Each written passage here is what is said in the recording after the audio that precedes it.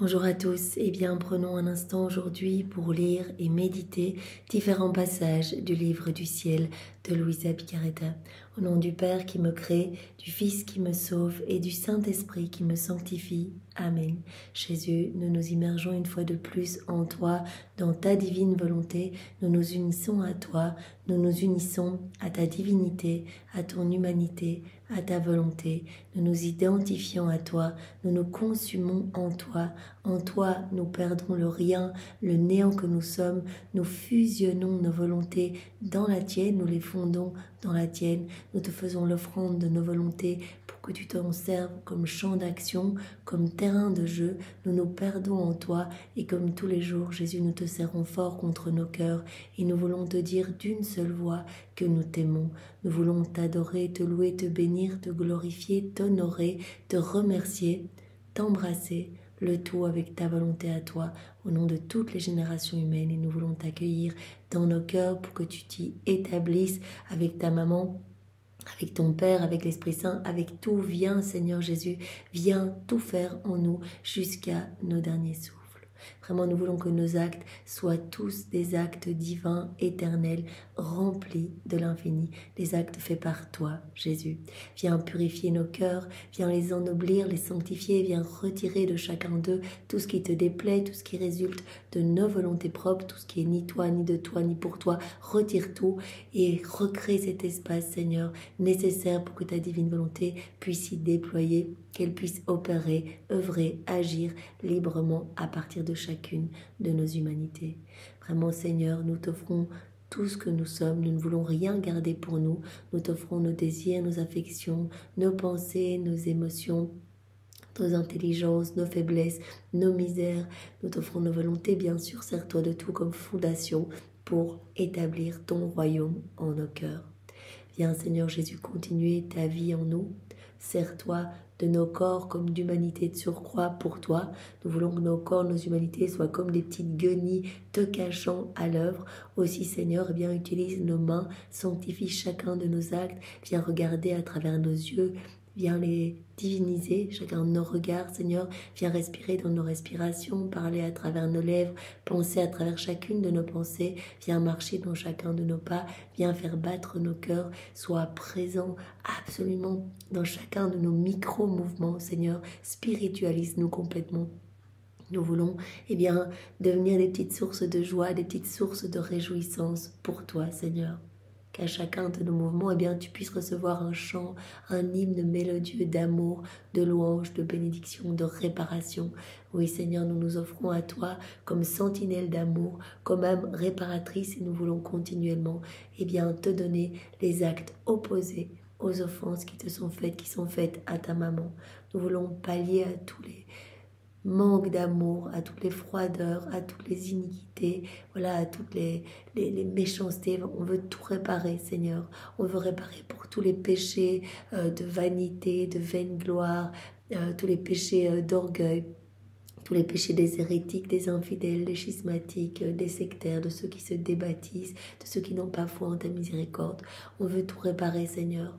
Et on veut réparer en t'offrant ton amour continuellement, en t'offrant l'amour de ton Père, l'amour de l'Esprit Saint, l'amour trinitaire, l'amour de ta maman, ses baisers, ses caresses et tous les actes d'amour de tous les saints de tous les temps. On veut que chacun de nos mouvements soit cette grande offrande d'amour en réparation de tout ce que tu reçois comme méchanceté, tout ce qui te déchire ton cœur, Seigneur.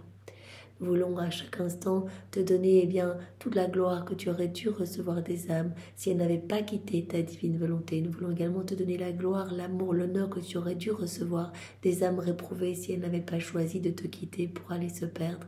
Nous voulons te donner également toute la gloire que tu aurais dû recevoir de tes saints si tous leurs actes avaient été accomplis dans ta divine volonté. Et nous voulons te donner toute la gloire que tu aurais dû recevoir des âmes du purgatoire. Seigneur, nous nous offrons en guerrière d'amour pour toi. Alors nous te demandons d'être toi aussi notre sentinelle d'amour pour que nous ne quittions pas ta divine volonté, que nous ne quittions pas cette douce étreinte d'amour avec toi. Que nous restions dans cette enceinte de lumière, dans tes bras, que nous puissions continuellement être alimentés par ton souffle divin et vraiment que tout s'harmonise en nous, que tout s'ordonne en nous. et que tu puisses, que tu puisses grandir, former ta vie en nous. Merci Seigneur pour tout ce que tu nous as déjà donné, tout ce que tu vas encore nous donner, tout ce que tu nous donneras. Je te demande maintenant de nous disposer chacun pour que nous puissions comprendre les différents passages que tu nous proposes aujourd'hui, que nous puissions les accueillir avec ta sagesse, ta compréhension à toi. Viens toi-même réceptionner ces mots bénis en nous et les graver en lettres d'or dans toutes nos cellules, que nous puissions y penser continuellement. Et que vraiment ces vérités puissent alimenter notre soif de nous unir à toi tout au long de nos journées. Merci Seigneur, vraiment viens nous donner ton cœur et parle à travers mes lèvres, que ce moment fait en union avec toi puisse avoir des retombées dans tous les cœurs. Viens Esprit Saint, viens par la puissante intercession du cœur immaculé de Marie, ton épouse bien-aimée.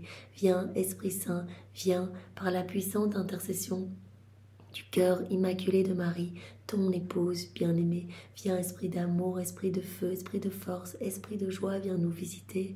Nous ne savons pas prier, nous ne savons rien faire, nous avons besoin de toi, Esprit Saint. Viens par la puissante intercession du cœur immaculé de Marie, ton épouse bien-aimée.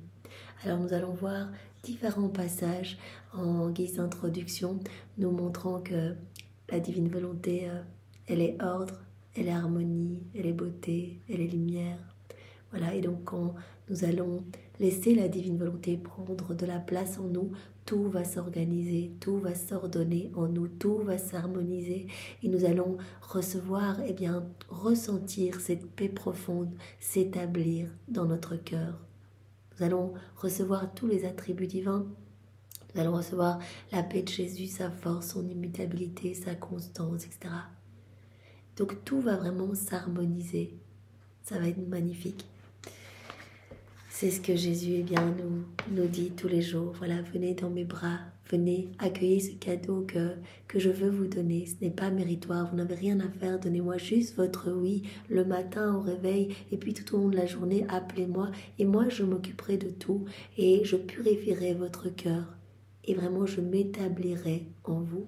Et un des premiers signes, c'est que vous allez vraiment ressentir cette paix en vous s'installer. Alors, donc, le premier passage, justement, à trait, se trouve dans le volume 14. Voilà la date du 6 août 1922. Et ça a trait justement à Jésus qui nous dit, ma divine volonté, elle est équilibre, elle est ordre et elle est harmonie. C'est Louisa qui parle. J'étais immergée dans la sainte volonté de Dieu lorsque mon doux Jésus vint et me dit « Ma fille, toutes les choses sont en équilibre, au ciel comme sur la terre. Notre volonté maintient partout un parfait équilibre. Notre équilibre apporte avec lui l'ordre, l'autorité, la concorde et l'harmonie. Tout est en équilibre dans la divine volonté. Et cet équilibre apporte avec lui ordre, harmonie, concorde, autorité. Toutes les choses s'harmonisent comme si elles n'en formaient qu'une. Tout est harmonisé dans la création, on peut regarder autour de nous. En fait, tout est régi par la divine volonté. Donc tout porte ce sceau de l'ordre, de l'harmonie. Nous sommes les seuls à étouffer la divine volonté dans notre cœur, à ne pas la laisser tout régir en nous. Et donc nous sommes les seuls dans le chaos total.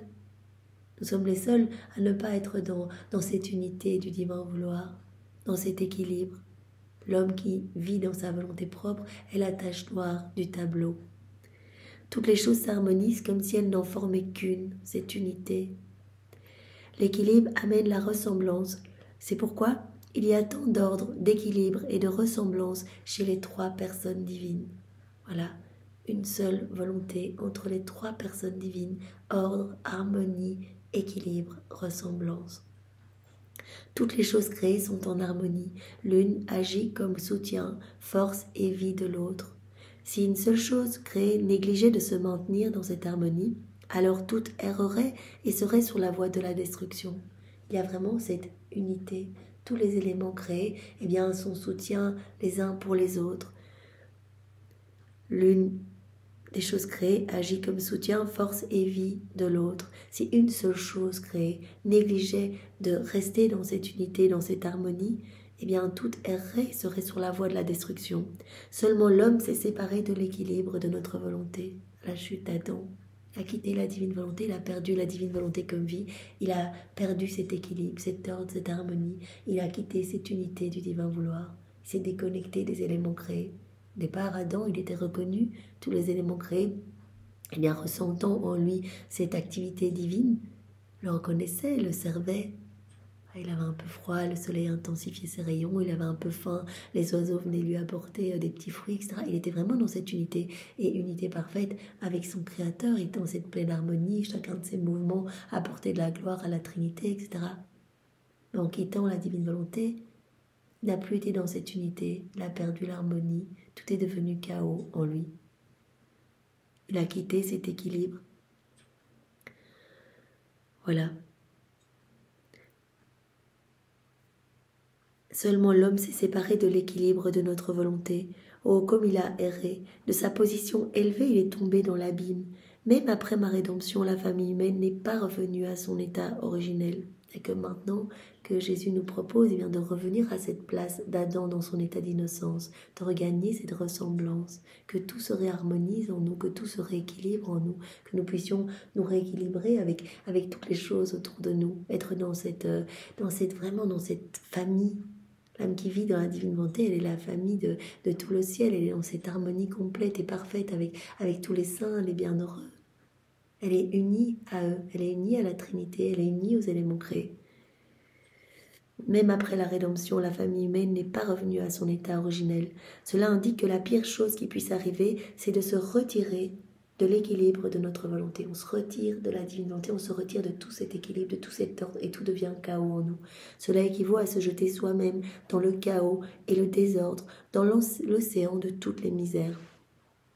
Voilà pourquoi, ma fille, je t'ai appelée d'une façon spéciale à l'équilibre dans ma volonté. Tu es la première nouvelle-née de la divine volonté. Tu es la première à qui je donne toutes ces vérités pour que l'homme puisse trouver le chemin pour revenir se jeter dans mes bras et que tout soit réharmonisé dans l'homme, que l'homme puisse vivre vraiment ses étreintes amoureuses avec son Créateur, être uni à tout le ciel, uni aux éléments autour de lui.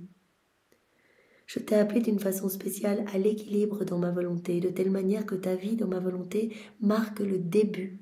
C'est la première, marque le début de l'époque où tous les actes de l'humanité désordonnée retrouveront leur équilibre. Voilà, donc tu es la première à qui j'apprends bien toutes ces réparations, etc. Et donc toi, par tes prières, par tes actes, tu ramènes un équilibre.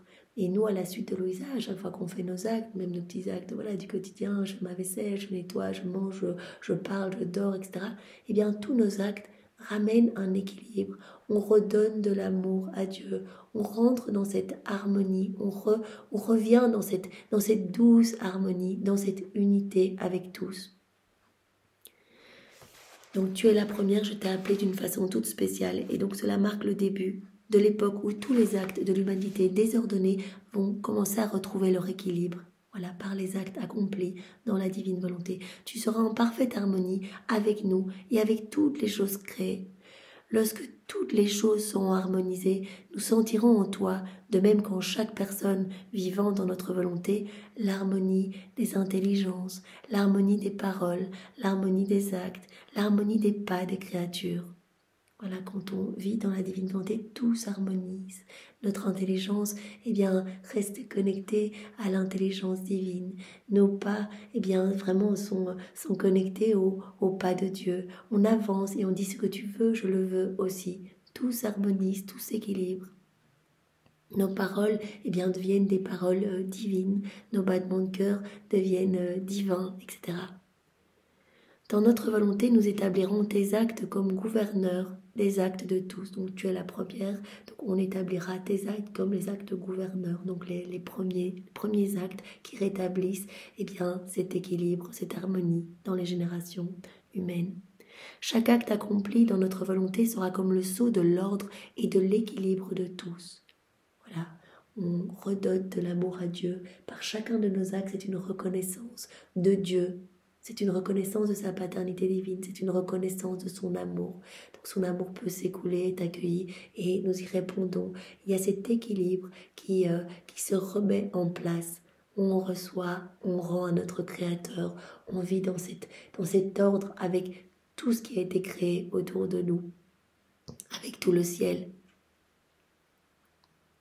Chaque acte accompli dans notre volonté sera comme le sceau de l'ordre et de l'équilibre de tous.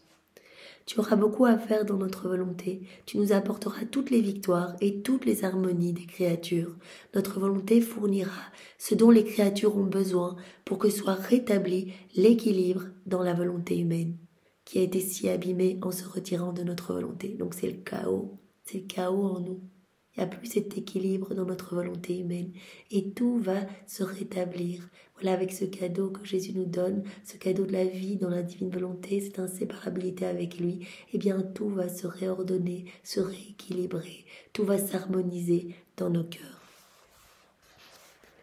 Donc on voit vraiment que l'ordre, l'équilibre, eh bien c'est le Fils du divin Fiat. Et c'est ce qu'on va voir dans le passage dans le volume 34. Et que la paix, eh bien, c'est la fille de l'ordre. Quand tout s'harmonise, la paix s'installe dans les cœurs. Alors justement, concernant la paix, nous allons voir le passage du 18 décembre 1921. Donc c'est Louisa qui se sent un petit peu dans le trouble, déprimée, angoissée à cause de l'absence de son doux Jésus. Jésus dit, mais comme il nous l'a dit il y a quelques jours, moi je ne sais pas quoi faire d'une âme qui est troublée en fait. Je peux travailler quand l'âme est en paix. Et c'est un signe que vraiment que nous sommes établis, quand l'âme est en paix. Donc ne te trouble pas. Quand tu ressens quelque chose, viens directement m'amener tes troubles. Jette-toi dans mes bras, abandonne-toi, accueille tout comme venant de mes mains. J'autorise peut-être telle ou telle situation, comme Louisa, qu'elle ne voit pas Jésus. Je l'autorise pour quelque chose, pour que tu unisses tes souffrances aux miennes, ces souffrances que tu vis sont vraiment un martyr divin. C'est ce que moi je ressens face à mes créatures que je voudrais prendre dans les bras et qui s'éloignent de moi, que je ne peux pas prendre contre mon cœur. Et bien je te partage une petite gorgée de mes souffrances à moi. Donc tes souffrances sont vraiment divines. Et quand elles sont vécues avec moi, eh bien cela permet à des âmes qui s'éloignaient de mon cœur de revenir à moi, des âmes qui prenaient le chemin de la perdition de revenir à moi. Donc j'autorise ce que tu vis. Donc ne te trouble pas, ne cherche pas à comprendre ton état, viens tout me déposer. Donc cela est applicable pour nous, à notre petite échelle. Voilà, quand on a des petites choses qui nous arrivent, des petites contrariétés, ne nous troublons pas. Parce que si c'est le chaos dans notre cœur, parce qu'on est dans le trouble, eh ben cela va former comme un nuage devant le soleil de la divine volonté. On va l'empêcher d'agir. Jésus a dit, je ne sais que faire des âmes troublées. J'ai besoin de la paix pour travailler. Et donc venez directement m'amener ce qui vous préoccupe et je convertirai tout en lumière. Je m'occuperai de tout. Voilà, donc Jésus disait un peu plus haut, donc dans ce passage, je vous ai dit donc la date, c'est le 18 décembre 1921, donc dans le volume 13. Et donc un peu plus haut, donc je passe tout le début de ce passage. Mais voilà, Jésus disait, la paix, c'est le sourire divin qui sort l'âme de sa torpeur, qui délivre l'âme de sa froideur, de ses passions, de ses faiblesses, de ses inconstances. La paix, eh bien, va faire fleurir toutes les vertus dans l'âme. Donc elle permet vraiment à Dieu de s'établir et d'agir dans notre cœur. La paix, c'est vraiment l'aimant de la Sainte Trinité dans notre cœur. Et la paix, Jésus disait aussi, eh bien, la paix, c'est comme un printemps céleste pour l'âme, en fait. Donc, avec la paix, en fait, tout fleurit dans notre âme. En fait, la Trinité peut travailler notre cœur, notre âme à sa guise. Et donc, faire fleurir des choses magnifiques. L'âme en paix est pour moi un jardin dans lequel j'aime me recréer et m'amuser. Donc la paix est vraiment importante. Quand nous sentons le trouble, c'est que nous avons quitté les bras de Jésus. Allons vite lui déposer ce qui nous préoccupe en disant « Jésus, voilà, je te donne tous mes petits soucis et je veux que toi tu t'occupes de cela et moi je vais m'occuper uniquement de toi. Je veux m'occuper uniquement de ta vie à toi, réparer, te ramener des âmes, faire ce que tu faisais. » Voilà ce que l'âme de ton humanité faisait dans ta divinité, comme on l'a vu il y a quelques jours. C'est ce qu'on est appelé à faire. Alors Jésus dit ici, la paix, elle est lumière, irradiant tout ce que l'âme pense, tout ce que l'âme dit et fait. La paix est lumière et ça irradie tout. Ça sort de nos bouches, de nos yeux, de nos oreilles, de notre humanité. Ça sort de partout. Cette paix, elle sort comme un air balsamique. L'âme qui vit dans la divine volonté, Jésus nous disait dans d'autres passages, eh bien, les âmes autour d'elle vont ressentir qu'il y a quelque chose de divin. Parce que c'est ma paix qui va ressortir de cette âme. C'est vraiment un des premiers indicateurs que l'on commence à s'immerger dans les eaux profondes de la divine volonté, c'est que cette paix s'établit durablement. Voilà, on ne réagit plus de manière excessive ou impulsive ou voilà, de manière impatiente. Cette paix s'installe dans n'importe quelle situation. L'ennemi ne peut s'approcher de l'âme en paix parce qu'il se sent agressé par sa lumière. L'ennemi se sent agressé par la lumière qui rayonne de la paix. La paix, Jésus dit, c'est comme une lumière. Ça irradie tout et ça éloigne les forces du mal. L'ennemi, blessé et étourdi, est forcé de fuir pour éviter la cécité, pour être aveugle s'il s'approchait de tant de lumière. La paix est domination, non seulement sur soi-même, mais sur les autres. La paix, donne cette maîtrise sur soi-même, mais également sur tout ce qui nous entoure. En présence d'une âme paisible, les autres sont ou conquises, ou confuses et humiliées. Ou bien elles se laissent dominer, restant amies avec l'âme possédant la paix, ou bien elles partent, confuses, incapables de supporter la dignité, le calme et la douceur de cette âme.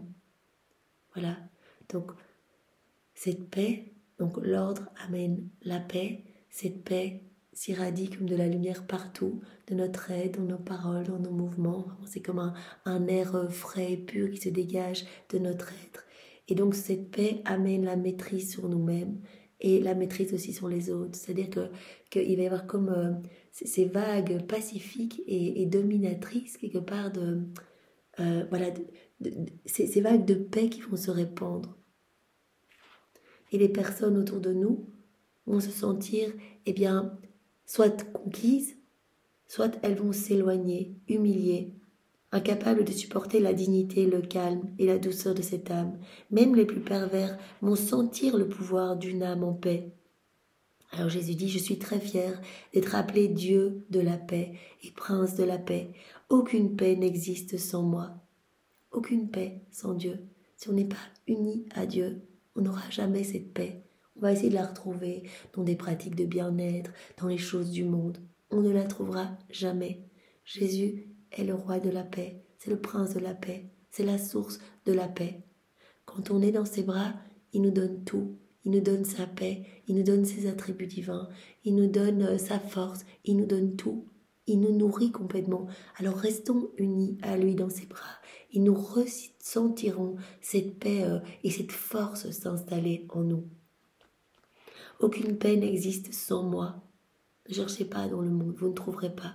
Je suis la paix. Je suis seule à posséder la paix et je la donne à qui la veut, à qui vient dans mes bras. Je la donne à mes enfants légitimes restant liés à moi en étant qu'héritier de mes bienfaits, en tant qu'héritier de mes bienfaits. Voilà, quand on reprend cette place d'enfant de Dieu, Jésus dit, mais je vais donner tout ce que je suis, tout ce qui m'appartient, je vais tout donner. Dans la divinité, on devient propriétaire de tout. Il n'y a pas de je et de tu, tout est en commun.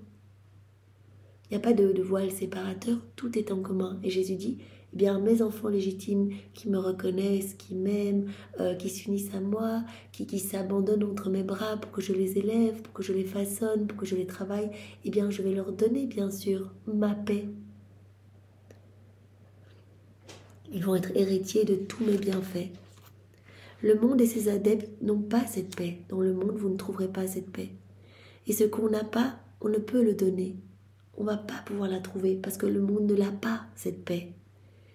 Au plus, ils peuvent protéger une paix apparente qui les torture intérieurement. Mais c'est une fausse paix qui contient en elle une goutte de poison. Ce poison émousse le repentir de la conscience et amène le règne du vice. Ce que le monde propose, puisque le monde n'a pas la paix, ça va être une fausse paix. Avec dans cette paix, comme cette fausse paix, il y aura comme une goutte de poison et ce poison va, comme dit Jésus, émousser le repentir de la conscience et amener plutôt le vice en fait, plutôt que d'amener nous amener à la santé. Voilà, dans cette paix, laisser de plus en plus la Trinité travailler dans notre cœur, nous laisser vraiment travailler dans cet abandon complet. Cela va plutôt, la paix que le monde nous propose, cela va plutôt amener, comme Jésus dit, plutôt au règne du vice. Je suis la paix. Donc, si vous voulez la paix, le bonheur véritable, la joie véritable, je suis la source de tout. N'allez pas chercher ailleurs, venez dans mes bras. Je veux tout vous donner et je vous aime. Je veux vous donner sans condition. Même si vous êtes rempli de péché, rempli de misère, peu importe, revenez dans mes bras, demandez-moi pardon avec un sincère repentir, et je vous donnerai tout. Donnez-moi votre vie, donnez-moi ce que vous êtes, donnez-moi tout, et je vous donnerai tout. Donnez-moi tout ce que vous êtes, et moi je m'occuperai de vous. Et je ferai de vous, eh bien, voilà, des merveilles en fait. Des merveilles, voilà, vivant déjà la vie du ciel, ici-bas sur la terre. Je suis la paix véritable, je veux te cacher dans ma paix, afin que tu ne sois jamais troublé, et que comme une lumière éblouissante, l'ombre de ma paix puisse toujours te garder de tout et de quiconque voudrait assombrir ta paix. Voilà, que tu puisses te retrouver toujours à l'ombre de ma paix. Donc cette lumière, Jésus parle de la paix comme une lumière qui va rayonner de tout notre être, et bien que nous puissions nous reposer à l'ombre de la paix, de cette paix divine. Et que cela puisse nous garder de tout et de quiconque qui voudrait nous faire chuter et nous causer le trouble. Donc voilà, c'est 2 passages pour nous montrer que Adam avant, il était dans la paix, il était dans l'harmonie, tout était en ordre en lui, il était dans cette unité avec les éléments de la création, il était heureux. Il a quitté la divine volonté, ça a commencé à être le chaos, il a perdu l'ordre, l'harmonie. Il n'a plus été dans cette unité avec le ciel, avec la Trinité, avec les éléments créés. Donc il a commencé même à se faire attaquer un petit peu par les bêtes sauvages, ne reconnaissant plus en lui cette activité divine. C'est ce qui se passe aujourd'hui, hein, les animaux qui vraiment attaquent les hommes, etc. Alors que l'homme a été créé le chef-d'œuvre de toute la création, le roi de la création. C'est uniquement parce qu'il étouffe cette vie divine en lui. C'est qu'il ne laisse pas la divine volonté tout opérer en lui. L'homme est malheureux et dans le chaos, il ne voit plus rien, tous ses sens sont obscurcis, et il ne voit plus l'amour de Dieu, n'y répond plus. Donc c'est vraiment le désordre total. Et Jésus veut nous redonner cette harmonie, veut tout réordonner en nous, par le don de la vie dans la divine volonté. Il va venir tout réordonner, et en réordonnant tout, la paix va s'établir en nous. Il va petit à petit nous donner des gorgées de lumière. À chaque acte que nous allons faire dans la divine volonté, il va retirer quelque chose de mauvais de notre cœur, mauvaise tendance, mauvaise passion, etc. pour remplacer ces choses qu'il aura enlevées, des choses du ciel. Et donc, nous allons nous gorger de plus en plus des choses célestes, et acte après acte, chaque acte servant de nourriture, d'aliment à cette vie divine, Jésus va grandir en nous. Sa paix va grandir en nous, sa constance, sa beauté, sa sainteté, sa lumière. Donc c'est cette vie de lumière, cette vie d'amour qui va grandir en nous. On va grandir dans cette ressemblance divine. On va grandir dans cette sainteté divine. C'est très beau. Alors pour terminer ces passages introductifs, juste quelques lignes qui se trouvent dans le tome 26, à la date du 20 septembre 1929. C'est Jésus qui dit à Louisa, ma fille, celle qui vit dans mon fiat aura le grand bien de posséder une divine volonté sur la terre qui sera pour elle porteuse d'une paix imperturbable. Voilà, d'une fermeté immuable. Mon fiat l'élèvera d'une manière divine, et dans chaque acte qu'elle accomplira, mon fiat lui donnera une gorgée de notre être divin, de sorte qu'il n'y ait aucune de nos qualités qui ne soit centralisée dans cette créature. Toutes les qualités divines qui vont se centraliser en nous. Et Jésus dit, la divine volonté s'établissant, prenant de plus en plus de place dans la créature, la divine volonté est porteuse de notre paix imperturbable, de notre fermeté immuable. Donc la créature va sentir petit à petit, au plus elle va faire des actes, des rondes, des réparations, elle va sentir cette paix profonde s'installer, cet ordre, cette harmonie en elle. Plus encore, mon vouloir se délectera à déposer dans la créature ma divine volonté, porteuse de bonheur, par qui elle rend heureux tous les bienheureux, porteuse de paix, porteuse de cette fermeté immuable, la divine volonté porteuse également de toutes les joies célestes, de tous les bonheurs du ciel. Donc, on va petit à petit connaître, eh bien, notre vie va se transformer, on va connaître vraiment cette félicité des bienheureux ici-bas. Cela ne veut pas dire qu'on n'aura pas de souffrance, puisque Jésus, on l'autorise à continuer sa vie en nous. Bien sûr qu'il va venir continuer sa passion. Il va autoriser que nous ressentions, eh bien, comme Louisa, de la peine, de l'amertume parfois, pour le consoler, pour réparer ce que lui ressent. Ce que l'on ressent, ce ne seront plus nos affaires, mais les affaires de Jésus. Donc tout ce que l'on va ressentir, ce sont les émotions même de Jésus en nous, ce que lui ressent, puisqu'il nous appelle à être ses âmes réparatrices et qu'il vient continuer sa vie en nous. Donc bien sûr que l'on va connaître des souffrances, mais tout va être vécu dans cette force divine, avec cette paix divine, inébranlable.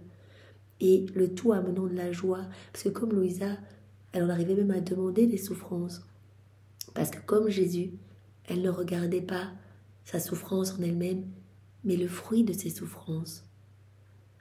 Voilà, accueillir quelque part ses peines en se disant « j'amène du soulagement à Jésus », cela nous amène une joie. Dire « j'accueille ces peines pour te donner du réconfort, pour grandir dans cette ressemblance avec toi, pour coller avec toi sur la croix », cela amène déjà une joie.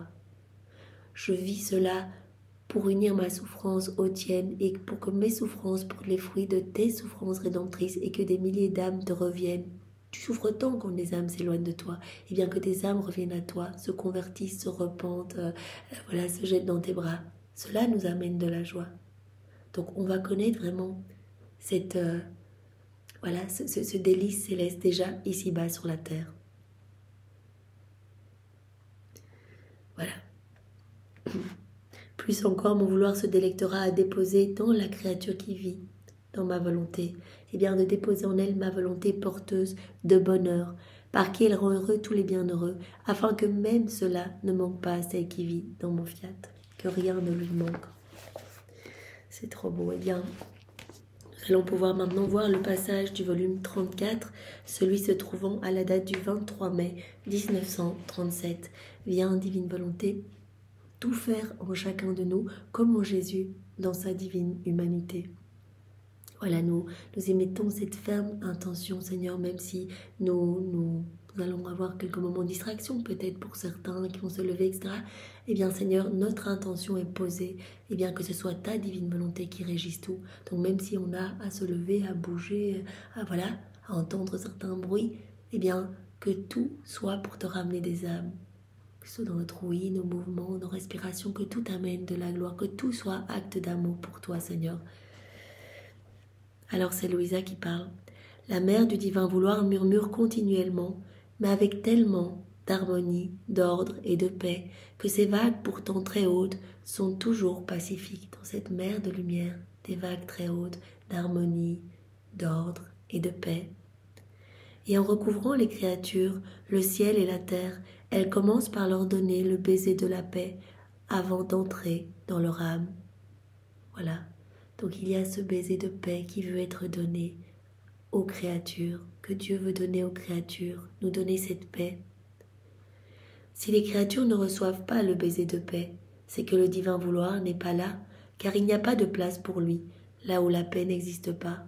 Si les créatures sont dans l'agitation, dans le trouble, eh bien le divin vouloir ne peut pas travailler, il ne peut pas être là. Parce que ce que Jésus nous dit ici, il n'y a pas de place pour le divin vouloir là où la paix n'existe pas. Donc la paix va vraiment créer comme ce berceau, voilà, permettant à la divine volonté d'opérer en nous. Si on s'agite, on empêche la divine volonté de travailler. Donc si on perd notre paix, revenons vite dans les bras de Jésus pour que, voilà, dans cette unité avec Jésus, dans cet abandon dans les bras de Jésus, eh bien, il puisse continuer à former sa vie en nous. Mon esprit était perdu dans cette mer lorsque mon toujours aimable Jésus, rendant visite à ma petite âme, me dit, avec une paix et une douceur divine, « Ma bienheureuse fille, ma volonté, elle est ordre, et le signe qu'elle règne dans l'âme est l'ordre parfait. Ma divine volonté, elle est harmonie, elle est équilibre, elle est ordre, comme on l'a vu dans le passage précédemment. Et le signe qu'elle règne, c'est que tout va s'ordonner dans cette âme. Ça va être l'ordre parfait qui génère la paix. Donc l'ordre génère la paix. De sorte que la paix, c'est la fille de l'ordre. Et l'ordre, c'est le Fils immédiat généré par mon fiat. On rentre dans la divine volonté. Jésus ne va pas cohabiter avec le péché dans notre cœur. On veut vivre dans la divine volonté. On lui donne notre grand oui. Eh bien, il va venir s'établir avec son Père, avec l'Esprit Saint, mais il va nous nettoyer. Il va ordonner notre cœur. Il ne va pas s'établir avec nos vices, avec nos mauvais comportements. Donc, il va nous purifier. Donc, le Fils immédiat généré par le fiat, c'est que tout s'ordonne, tout s'harmonise, c'est l'ordre. Et la fille de l'ordre, c'est la paix. Quand tout s'ordonne, la paix s'installe. Donc, acte après acte, notre cœur s'ordonne, s'harmonise en Dieu. Voilà, nous rentrons dans cet équilibre divin à nouveau. Et la paix va en découler. Mais tu ne sais pas tout le bien que l'ordre produit. Il rend la créature, maîtresse d'elle-même et de toutes les choses créées, puisque sa domination est divine, générée par mon vouloir. Elle domine sur ma volonté elle-même et sur toute chose, comme on l'avait vu dans le passage introducteur, je sais plus parler. Eh bien, comme on l'avait vu, l'ordre va vraiment produire cette paix qui va s'installer en nous, et l'ordre va donner à la créature cette maîtrise sur elle-même. Il rend la créature maîtresse d'elle-même, mais aussi maîtresse des éléments créés. Elle va dominer aussi sur la divine volonté elle-même et sur toute chose. Voilà, il y a cette conquête mutuelle, comme on le sait. Donc on conquiert Dieu, en fait. Voilà, il prend de plus en plus de place en nous, on lui laisse de plus en plus de place en nous, on a de plus en plus de choses du ciel en nous. On a de plus en plus de choses célestes en nous, de bonheur divin, de joie éternelle dans notre cœur à chaque acte que l'on fait. Donc on conquiert Dieu, on a de plus en plus d'acquisition du ciel en nous et Dieu nous conquiert. C'est-à-dire que lui va s'établir de plus en plus en nous et va établir sa souveraineté en nous. Donc l'ordre, va rendre la créature maîtresse d'elle-même, maîtresse des éléments autour d'elle. Et Jésus dit, elle domine même sur ma volonté et sur toute chose. Mais ce n'est pas tout. La vertu de l'ordre est admirable. Elle communique à tous ses vagues pacifiques et dominatrices. Elle fait sienne la force de la création, des saints qui sont au ciel, de la force divine elle-même. Donc tout est donné à l'âme qui vit dans la divine volonté. D'elle, se communique, sort d'elle comme des vagues pacifiques, donc de paix et dominatrices, puisqu'elle a la maîtrise sur tout. Elle reprend en fait sa place de chef-d'œuvre de la création.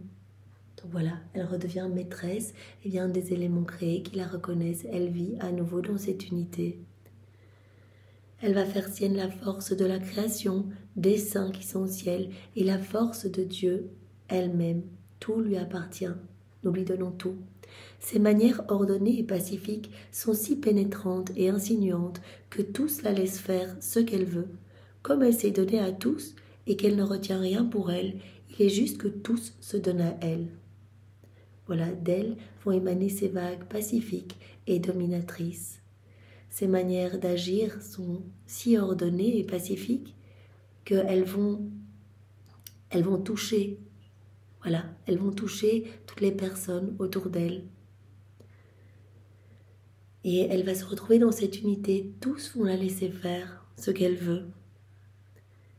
Elle ne retient rien pour elle. L'âme qui vit dans la divine volonté ne fait rien pour elle-même.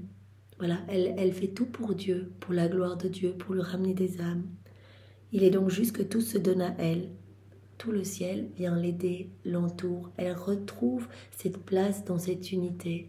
Tous la reconnaissent. Elle fait partie de cette famille royale. Pas pour rien que Marie dit quand on fait un acte dans la divine volonté, venez tous, il y a quelqu'un de notre famille qui vient de faire un acte. Allons nous déverser dans cet acte. Tous les saints, les bienheureux sont subjugués, viennent vraiment nous épier toutes les belles créations qui se forment dans notre âme à chaque fois qu'on s'unit à Jésus, dans sa volonté. Eux-mêmes viennent amener nos actes au pied du trône de l'Éternel, dans les trésors célestes, comme les trophées de la divine volonté. Donc la créature revient vraiment dans cette unité. Elle fait partie de cette famille. Elle est la favorite de la Trinité, des saints, des anges, etc., de la Vierge Marie, qui fait de cette créature sa fidèle copie.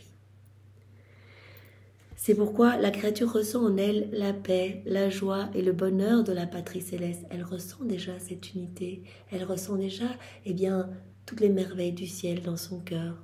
Tout lui est donné.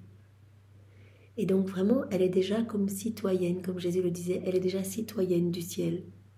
Chacun se sent uni, relié par une union inséparable, parce que ce que ma volonté unie n'est pas sujet à la séparation. C'est pourquoi l'ordre entraîne l'union. Donc l'ordre, le Fils premier du divin fiat, génère la paix. Cela entraîne une paix profonde en nous, l'harmonie, le calme. Cela entraîne une maîtrise sur nous-mêmes, sur tout autour de nous, sur tous les éléments créés. Et la créature revient dans cette unité. L'ordre entraîne cette unité, cette union, l'accord entre tous. Il trouve une place en chacun et chacun une place en lui. Et la créature aimera avec l'amour même dont elle est aimée par son Créateur. Donc dans cette unité, la créature reçoit tout. La créature qui vit dans la divine volonté a tout à sa disposition et elle aimera avec l'amour de son Créateur. Elle priera avec des prières divines. Elle bénira dans la divine volonté avec les bénédictions même de Jésus. Tout lui sera donné. Tels sont les prodiges que peut accomplir mon fiat omnipotent là où il règne. Il ne peut accomplir que des œuvres qui lui ressemblent, et elle génère dans l'âme les effets qui forment la vie elle-même, si bien que personne ne pourra s'opposer à quoi que ce soit. Voilà, donc comme dit Jésus, voilà les prodiges qui s'opèrent dans l'âme qui vit dans la divine volonté. Tout devient lumière en elle, tout devient harmonie. Elle se rééquilibre complètement. Donc elle revient dans l'équilibre de Dieu. Tout devient paix. Elle revient dans cette unité avec les éléments créés, avec tout le ciel. Elle aime de manière divine. Voilà, tels sont les prodiges que peut accomplir le divin fiat omnipotent là où il règne, dans la créature qui le laisse régner. Il ne va pas accomplir des œuvres dissemblables de lui. Il va accomplir des œuvres qui lui ressemblent. Et ces œuvres génèrent dans l'âme les effets qui forment la vie elle-même. C'est une vie que nous formons, acte après acte, chacun de nos actes étant une petite vie divine, et toutes ces petites vies alimentent la vie de la divine volonté en nous. Si bien que personne ne pourrait s'opposer à quoi que ce soit. C'est la vie de Jésus qui se forme en nous, la vie de la divine volonté, c'est la vie même de Jésus. C'est Jésus qui prend de plus en plus de place en nous, qui s'identifie de plus en plus à nous, comme Louisa qui avait atteint ce 4e niveau de vie dans la divine volonté, qui ressentait dans ses yeux les yeux de Jésus, qui sentait dans son souffle le souffle torturé de Jésus, le souffle vraiment angoissé de Jésus. Elle sentait les battements de cœur tristes de Jésus, etc. Donc Jésus qui s'identifie de plus en plus à nous, qui grandit de plus en plus en nous. Au point tel, Jésus qui dit, je pourrais dire, personne ne peut me toucher et personne donc ne peut la toucher. C'est moi qui vis en elle. Donc je vais protéger cette âme parce que c'est ma vie qui grandit en elle. Si quelqu'un osait le faire, je saurais comment me défendre. Mon amour se convertira pour elle en feu de justice et il mordra la poussière. Donc non seulement tout s'embellit en nous, on reçoit de plus en plus des choses du ciel, etc. Cette paix s'installe, cet ordre s'installe, on revient dans cet équilibre divin, dans cette unité avec tous les éléments de la création, avec tout le ciel, toute la patrie céleste. Mais en plus, Jésus dit, je me fais la sentinelle de cette âme. Voilà, parce que personne ne peut me toucher et je suis dans cette âme, c'est moi qui grandis dans cette âme. Voilà, et donc si quelqu'un voulait s'attaquer à cette âme, je me changerai en feu de justice. Par conséquent, veille à maintenir en toi l'ordre et la paix. Voilà, reste uni à moi pour que tout cela puisse se produire dans ton âme. Reste dans mes bras pour que vraiment, tout puisse se réordonner, que tu puisses ressentir cette paix profonde que seul moi je peux t'offrir. Si quelque chose te contrarie, viens tout de suite, viens me prier et me presser de renverser tout ce qui n'est pas ordre et paix éternelle. Donc si on ressent quelque chose comme ça en nous, de la préoccupation, c'est un indicateur que nous ne sommes plus dans les bras de Jésus. Revenons vite. Comme cette heure de la passion de Jésus, dans une des réflexions, eh bien Jésus nous disait, voilà, quand tu commences à avoir des préoccupations, le démon va s'en servir pour essayer de te garder en dehors de la divine volonté. Parce que il n'y a rien que Satan déteste plus que la divine volonté. Et donc voilà, il voit à chaque acte que l'on fait des milliers d'âmes sauvées, il voit la lumière qui recouvre les ténèbres, qui éclipse le péché, etc. Et donc il déteste ça, déteste la divine volonté. Il se voit se recréer dans les âmes ce que lui il a perdu. Ce royaume de paix, ce royaume d'amour. Et donc pour lui c'est vraiment c'est un enfer de voir des âmes vivre dans la divine volonté. Et donc il va essayer de nous maintenir en dehors de la divine volonté. Mais alors on sait bien que quand on est dans les bras de Jésus, il n'y a rien qui va pouvoir troubler notre paix.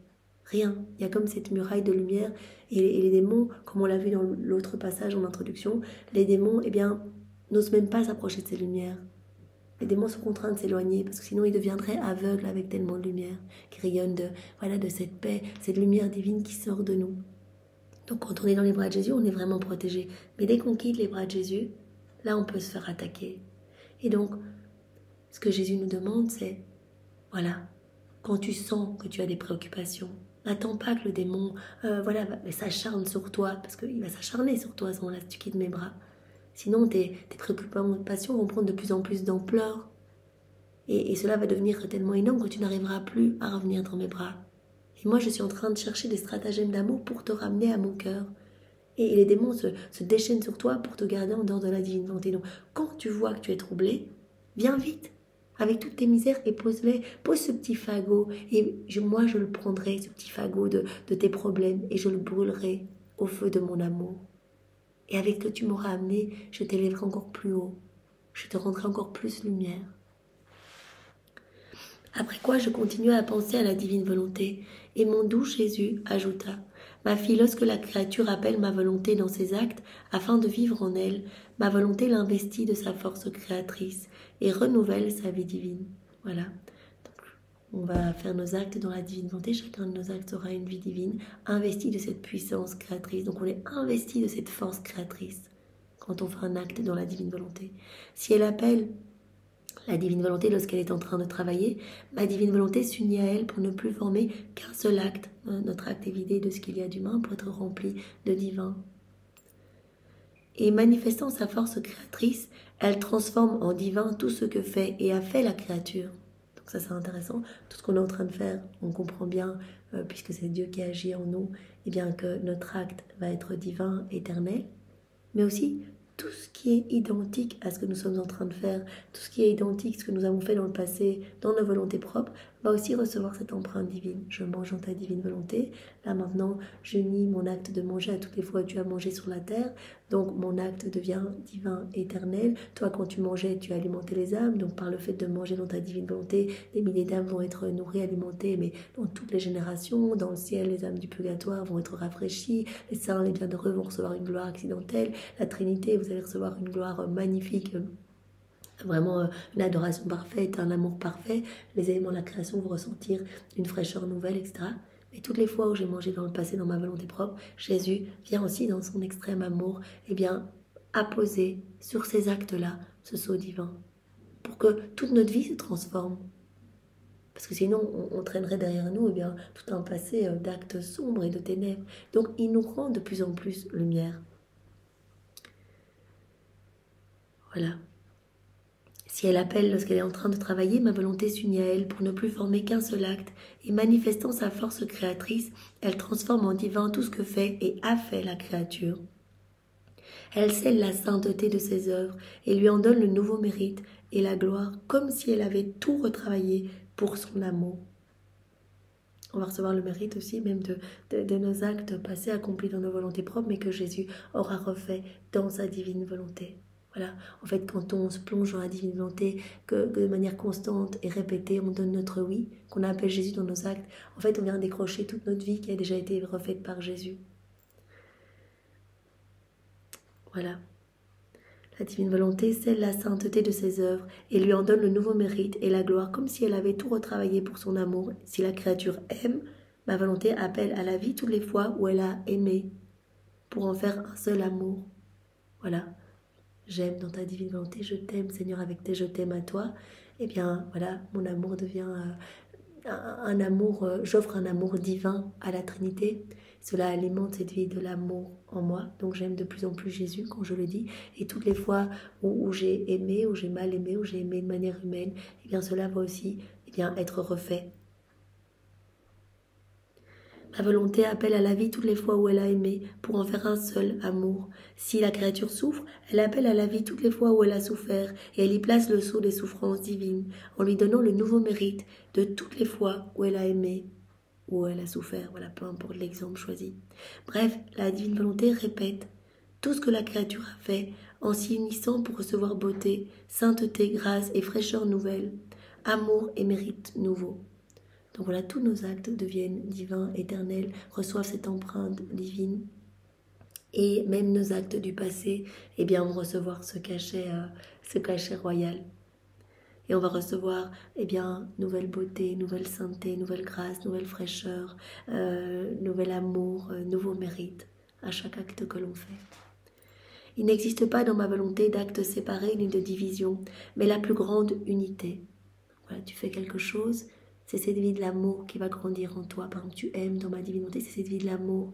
Et donc toutes les fois où tu auras mal aimé dans le passé, eh bien tout cela va également être transformé, transmué en lumière. La créature possède alors notre acte créateur et croissant.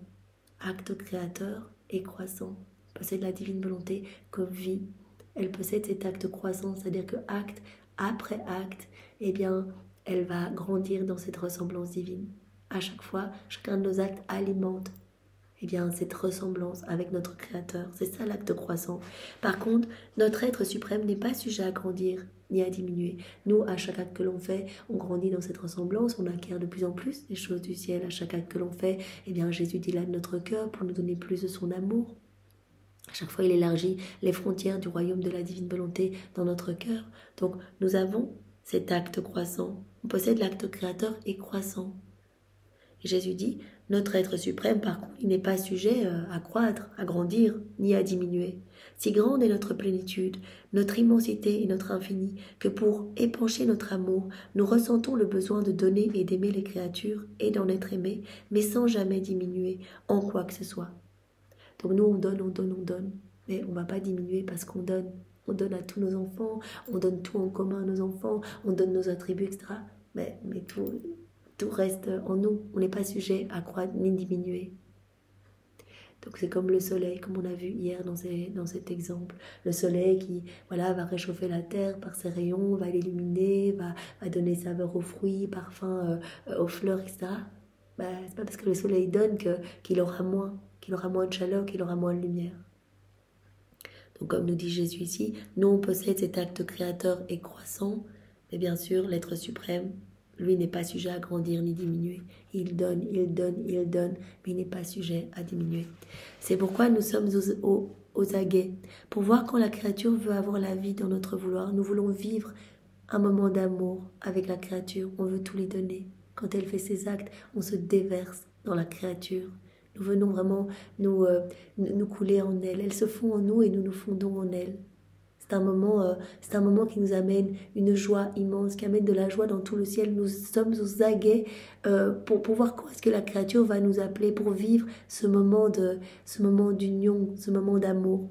Nous sommes aux aguets pour voir quand la créature veut avoir la vie dans notre vouloir, afin d'avoir l'occasion de l'aimer plus encore, de l'enrichir toujours plus. On reçoit toujours plus, on fait un acte, on reçoit toujours plus. Même si nous, on n'en a pas conscience, on n'a pas l'impression qu'on fait des choses extraordinaires, mais au niveau spirituel, non seulement on a tous les mérites des âmes sauvées à chaque acte que l'on fait, mais également, on reçoit tellement, à chaque fois une nouvelle création aussi. À chaque fois, Jésus prononce son fiat créateur, donc nouveaux cieux, nouveau soleil, on fait nos rondes, on s'unit à la divine volonté qui travaille dans le soleil, et bien ce soleil va se former en nous, on s'unit à la divine volonté qui travaille dans les étoiles, ces étoiles vont se former en nous, avec tout l'amour qui a été déposé au moment de leur création, etc. Donc, l'âme qui vit dans la divine volonté est le théâtre des œuvres divines. Elle reçoit tellement, à chacun de ses actes, elle reçoit nouvelle création, nouvelle beauté, nouvelle sainteté, nouvelle floraison, nouvelles choses du ciel, etc. À chaque fois, il y a cet acte croissant.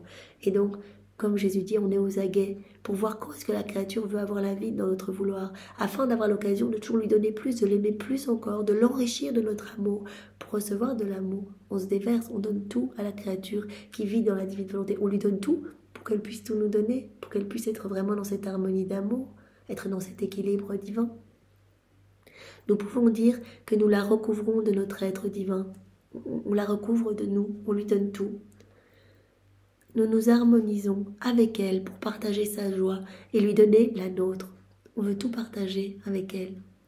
Et lorsqu'elle est remuée par les fibres de notre amour, par notre souffle brûlant qui lui dit continuellement « Je t'aime, ô fille », quand elle est remuée par ce souffle brûlant, par cet amour qui l'assaille de partout, elle nous fait écho et nous répète « Je t'aime, fille de ma vie, amour de mon amour, mon Père, mon Créateur, tu es tout pour moi et je t'aime. » Donc Jésus dit, on nous aguait en fait pour vivre ces moments d'amour, ces moments d'échange avec la créature. Donc on l'inonde d'amour. Et dans la divine volonté, eh bien, on sait bien que voilà, tous nos sens se dégagent, on voit cet amour. Et quand la créature se sent inondée de cet amour, à chaque instant, on est bombardé de milliards de « je t'aime ». Eh bien, elle va répondre à notre amour. Quand elle se sentira remuée par les fibres de notre amour, par notre souffle brûlant qui lui dit continuellement « je t'aime », dans nos battements de cœur, dans nos battements de cils, dans notre mouvement, dans notre aide, dans la circulation de notre sang, dans les éléments créés autour de nous, sur chacun d'eux, elle nous répondra « moi aussi je t'aime, mon Père, mon Créateur, tu es tout pour moi, je t'aime ». Elle nous met alors en fait quand elle répond à notre amour. Donc on veut tout lui donner, pour qu'elle nous donne tout, qu'elle réponde à notre amour.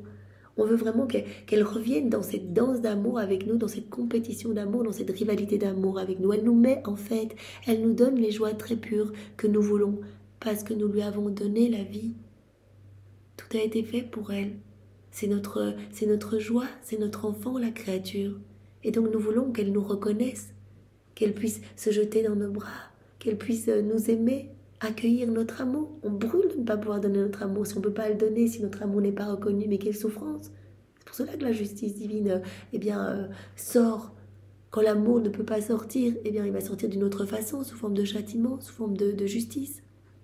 C'est les éléments qui se déchaînent pour qu'à un moment les hommes puissent voir l'activité divine derrière, puissent se rendre compte qu'ils ne sont que des créatures et que les hommes puissent reprendre leur place en tant que créature et lever les yeux vers le ciel, s'agenouiller et dire « Voilà, tu es mon créateur, tu es mon Père, je t'aime et je veux vivre en union avec toi, je veux reprendre cette place d'enfant. » Par conséquent, nous voulons la créature dans notre volonté, afin de la tenir comme nous le voulons. Dans la divine volonté, il y a ces échanges d'amour qui nous amènent tellement de joie, tellement de fêtes. Nous voulons la garder dans notre volonté, afin de la tenir comme nous le voulons, dans nos bras, de lui donner ce que nous voulons. On peut faire ce qu'on veut, on peut l'inonder de grâce, de cadeaux, on peut créer dans son cœur quand elle a abandonné, qu'elle nous reconnaît.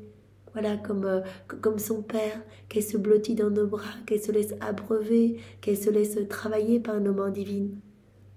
Nous la voulons dans notre volonté afin de la tenir comme nous le voulons, de lui donner tout ce que nous voulons et de recevoir d'elle ce que nous voulons. On lui donne tout pour que tout déborde de son cœur en action de louange, de bénédiction, qu'elle nous redonne en fait ce qu'on lui a donné. On lui donne tout.